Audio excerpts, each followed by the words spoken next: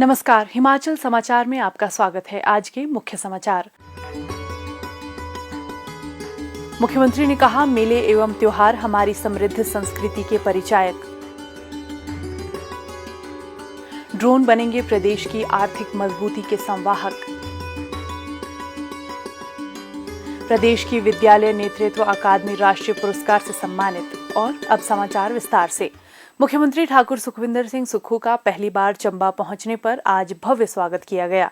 उन्होंने प्रदेशवासियों को अंतर्राष्ट्रीय मिंजर मेले की शुभकामनाएं देते हुए कहा कि मेले एवं त्योहार हिमाचल प्रदेश की धरोहर और संस्कृति के प्रतीक भी हैं। ये इंटरनेशनल मिंजर फेयर है और काफ़ी प्राचीन है। हमारी संस्कृति को जिंदा रखने के लिए, हमारे रीति रिवाजों को जिंदा रखने के लिए इस प्रकार के जो आयोजन होते हैं वो हमें प्राचीन संस्कृति से भी जोड़े रखते हैं और आधुनिक सभ्यता का भी परिचय देते हैं। ठाकुर सुखविंदर सिंह सुक्खू ने कहा कि केंद्र सरकार ने प्राकृतिक आपदा से हुए नुकसान का जायजा लेने के लिए एक दल प्रदेश भेजा था, जो अपनी रिपोर्ट केंद्र सरकार को प्रस्तुत करेगा। उन्होंने कहा कि वो शीघ्र ही दिल्ली जाकर प्रधानमंत्री श्री नरेंद्र मोदी और केंद्रीय गृह मंत्री श्री अमित शाह से प्राकृतिक आपदा से हुए नुकसान के संबंध में भेंट करेंगे।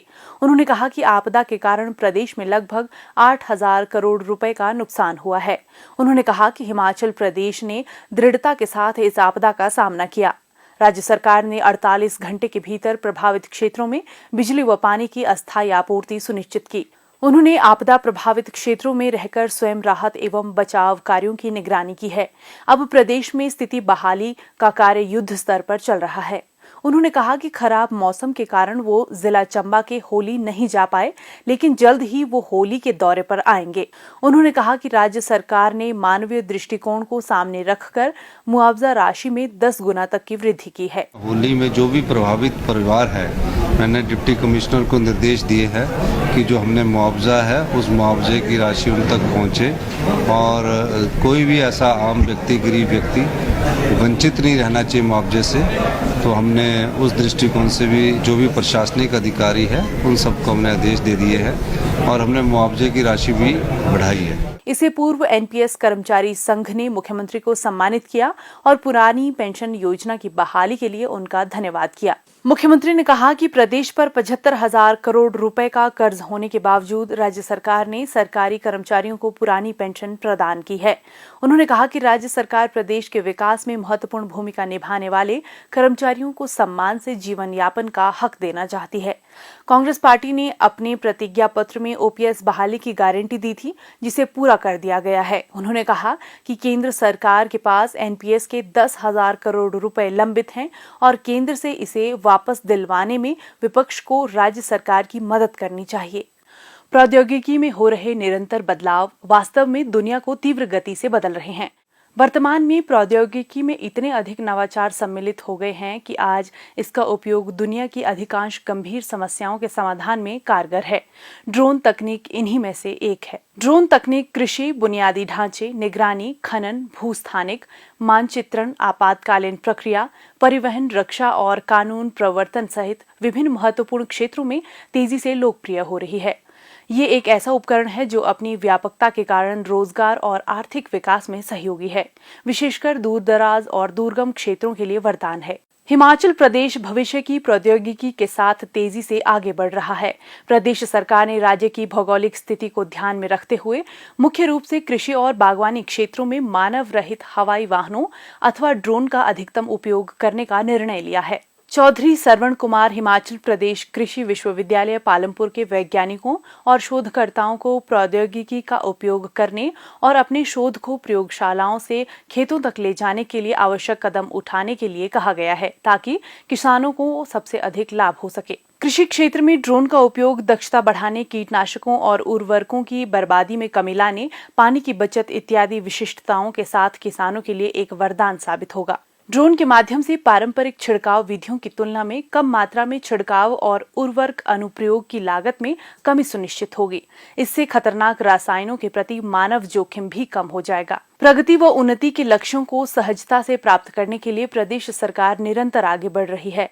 ड्रोन तकनीक को बढ़ावा देने के लिए राज्य सरकार ने ड्रोन पायलट को करियर के रूप में अपनाने के इच्छुक युवाओं को प्रशिक्षित करने के लिए जल्द ही विभिन्न औद्योगिक प्रशिक्षण संस्थानों में ड्रोन पाठ्यक्रम शुरू करने का निर्णय लिया है। ये तकनीक विभिन्न क्षेत्रों में रोजगार की व्यापक संभावनाएं भी प्रदान करती है। ड्रोन तकनीक दूर दराज के क्षेत्रों में समय पर स्वास्थ्य सेवाएं उपलब्ध करवाने, आपात स्थिति के दौरान त्वरित प्रक्रिया और आवश्यक वस्तुओं और सामग्रियों का आसानी से परिवहन सुनिश्चित कर सकती है। मुख्यमंत्री ठाकुर सुखविंदर सिंह सुक्खू ने प्रदेश की बागडोर संभालते ही राज्य में सुशासन को बढ़ावा देने के लिए सूचना प्रौद्योगिकी के इस्तेमाल पर विशेष बल दिया है। उनका कहना है कि ड्रोन तकनीक किसानों, बागवानों को संबल प्रदान करने, कानून एवं व्यवस्था की निगरानी के अलावा अन्य क्षेत्रों में भी महत्वपूर्ण भूमिका निभा सकती है। ड्रोन का उपयोग फोटोग्राफी, सूचना एकत्र करने या आपदा प्रबंधन के लिए आवश्यक वस्तुओं की आपूर्ति, दुर्गम क्षेत्रों के भौगोलिक मानचित्रण, कानून प्रवर्तन, बचाव कार्यों में सहायता, वन्यजीव और ऐतिहासिक संरक्षण, भूमि उपयोग की वास्तुस्थिति जानने, कृषि एवं बागवानी के अलावा सेवा वितरण के लिए किया जा सकता है। प्रदेश के दूरस्थ एवं दुर्गम क्षेत्रों से बागवानी उत्पादों के परिवहन के लिए ड्रोन के उपयोग की पहल भी राज्य में सफलतापूर्वक की गई है। राज्य की कठिन भौगोलिक स्थिति के कारण ड्रोन का उपयोग विभिन्न क्षेत्रों में किया जा सकता है। हाल ही में प्रदेश में भारी बारिश के कारण कई गांव सड़कों से कट गए और ड्रोन ने इन क्षेत्रों में दवाओं की आपूर्ति में महत्वपूर्ण भूमिका निभाई। कोविड के संकट काल के दौरान ये भी देखा गया कि ड्रोन तकनीक परिपक्व हुई और स्वास्थ्य क्षेत्र में इसका बखूबी उपयोग किया गया। विशेषज्ञों का कहना है कि राज्य में हरित आवरण को बढ़ाने के लिए ड्रोन का उपयोग कठिन और दूर दराज के क्षेत्रों में बीज प्रसारक के रूप में किया जा सकता है। ड्रोन तकनीक के माध्यम से राज्य के दूर दराज के क्षेत्रों में उगाई जाने वाली पारंपरिक हिमाचली फसलों और खाद्यान्नों की मैपिंग भी की जा सकती है। हाल ही में 4 और 5 जुलाई 2023 को कांगड़ा जिले के पालमपुर में एक राष्ट्र स्तरीय हिमाचल ड्रोन कॉन्क्लेव आयोजित किया गया।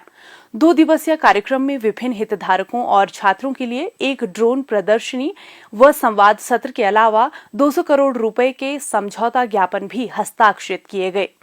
हिमाचल ड्रोन संचालित तकनीक को अपनाने के लिए तेजी से अग्रसर है। भविष्य की ये तकनीक निश्चित रूप से राज्य में प्रगति का मार्ग प्रशस्त करने में अहम योगदान देगी। विद्यालय नेतृत्व अकादमी हिमाचल प्रदेश को विद्यालय नेतृत्व के क्षेत्र में किए गए बेहतरीन व नवोन्मेषी कार्यों के लिए राष्ट्रीय शैक्षणिक योजना एवं प्रशासन संस्थान द्वारा पुरस्कृत किया गया है। ये पुरस्कार नई दिल्ली में आयोजित एक राष्ट्रीय कार्यक्रम में प्रदान किया गया। विद्यालय नेतृत्व अकादमी हिमाचल प्रदेश स्कूल प्रमुखों के नेतृत्व क्षमता विकास के लिए प्रदेश में विभिन्न कार्यक्रमों का आयोजन करती है। इस वर्ष लगभग 2200 विद्यालय प्रमुखों को प्रशिक्षण के लिए 2 करोड़ 40 लाख रुपए की राशि व्यय की जाएगी। पहले चरण में लगभग 2200 विद्यालय प्रमुखों को कार्यालय प्रक्रिया एवं वित्तीय प्रबंधन प्रशिक्षण हिमाचल प्रदेश लोक प्रशासन संस्थान द्वारा संचालित किया जा रहा है। इसके उपरांत स्कूल नेतृत्व राष्ट्रीय केंद्र नई दिल्ली के सहयोग से विद्यालय नेतृत्व अकादमी द्वारा प्रदेश के 2000 विद्यालय प्रमुखों को नेतृत्व प्रशिक्षण प्रदान किया जाएगा। प्रशिक्षण प्रदान करने के अलावा विद्यालय नेतृत्व अकादमी हिमाचल प्रदेश विभिन्न स्कूल प्रमुखों से केस स्टडी के रूप में एकत्रित की गई सर्वोत्तम प्रथाओं को प्रदेश स्तर पर प्रचारित एवं कार्यान्वित करने का कार्य करती है। प्रदेश के शैक्षणिक संस्थानों में और गुणात्मक बदलाव लाने के लिए निरंतर प्रयास किए जा रहे हैं। विभिन्न प्रशिक्षण कार्यक्रमों को व्यवहारिक बनाया गया है। इन कार्यक्रमों में योजनाबद्ध अनुक्रम और गतिविधियों का संयोजन सुनिश्चित बनाया जा रहा है।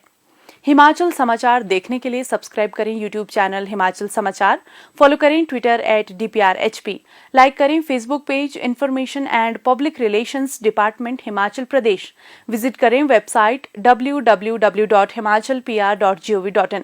इस अंक में इतना ही। कल फिर होगी मुलाकात। दीजिए इजाजत। नमस्कार।